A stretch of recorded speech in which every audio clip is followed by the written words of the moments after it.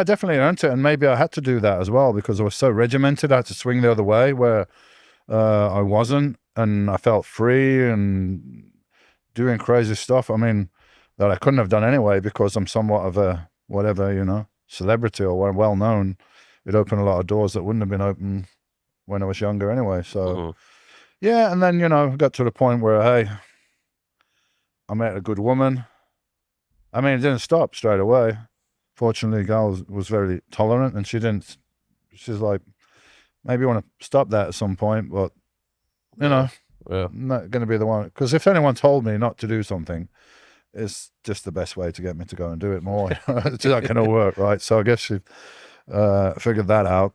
So then, yeah, it became. It's not really fun anymore. It's not really fun anymore, and it's start to get hard on your body and everything. So I've been all through that. I've been through a lot of stuff. I've been through depression. I've been through drug use and everything. But I think it gives me more connection and more empathy with people because if they're talking about it, I'm like, hey, I know, and that way you can help people. I mean, I had a guy come over for a month. His father sent him over here because he had a drug problem, and we spent time together. We trained, and just like that helped him and keeping away from. Well, he told me he had a drug counselor over in Canada, or it was where he came from. I'm like, how much drugs has your counselor done? Did you ask her?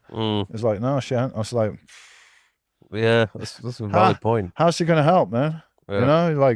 So everything in my life had a point, and I've had a lot of experiences in life. That's what it's all that's about. what it's about in the That's end. Yeah, not just I haven't been just one thing. It's almost I've had like. If I had a book, there's all different chapters in there. There's a bodybuilding chapter, but there's other chapters as well in there. And I don't get caught on that idea of who I am. I'm Dorian Yates. I'm Mr. Olympia. I'm a bodybuilder. No, I'm not. I'm whatever I want to be. Yeah. But we all have a tendency to get stuck in that mold of, especially if we're really good at something. Yeah. You tend to stick there because it's comfortable, right? I went to do yoga with a load of ladies. Like I couldn't stand on one foot. I was falling over. I was stupid, yeah. But it didn't matter. I was there to do what I was doing and didn't need to be the best in these things. And I had a yoga coach, and she used to ask me what I want to do. I said, I want to do what you tell me to do, because in the gym I'm the boss, and I tell everyone else what to do, and I tell myself what to do. But this is yoga, and I'm just a student. Yeah, I want to learn, so I want to switch off, and you tell me to do this, I'll do this. So I'm not thinking about it.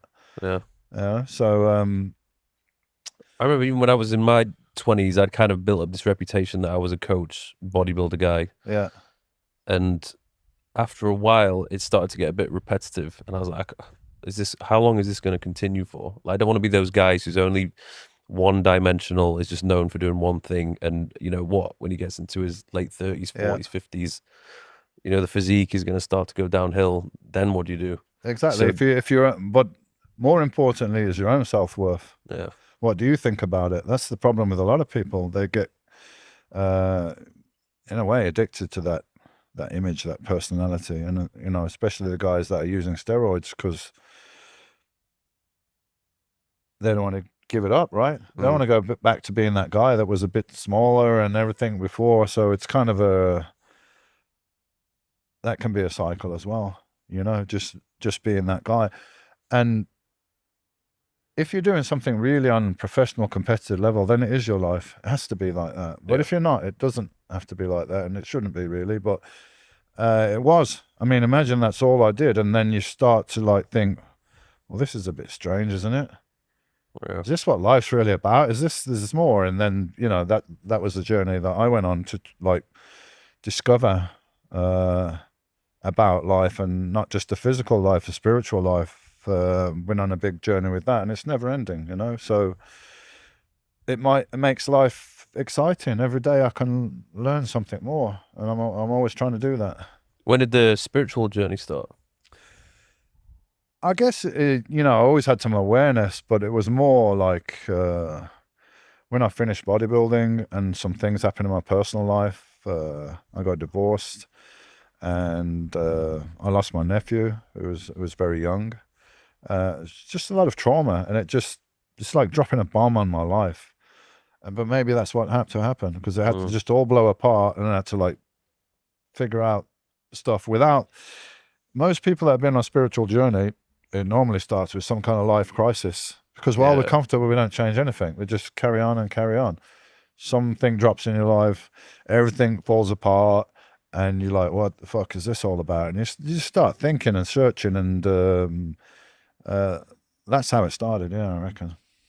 Does it have to involve taking some sort of hallucinogen drug or something? Because I know It you've doesn't, but let me tell you this: all the spiritual practices and religions, they all started with psychedelics. They all started with plants, and then it gets changed and watered down and so on. But all the people you read about having visions, the ancient Greek mystery schools, and they to go into the temple, and they call it like you die and you're born again in the temple in these secret ceremonies, and the evidence left behind, like diagrams of drinks and plants and so on. So it's been used. People are aware of, indigenous people in South America using plant medicines, but it's everywhere. Everywhere, every culture is being using plant medicines. So no, you don't have to, but it's a massively helpful tool. This is the whole thing with life experiences, because I've tried a couple of things. I've experienced a lot, but the ayahuasca thing I've never experienced, and it annoys me that I can't relate or have a proper discussion about it because I've not yet experienced it myself.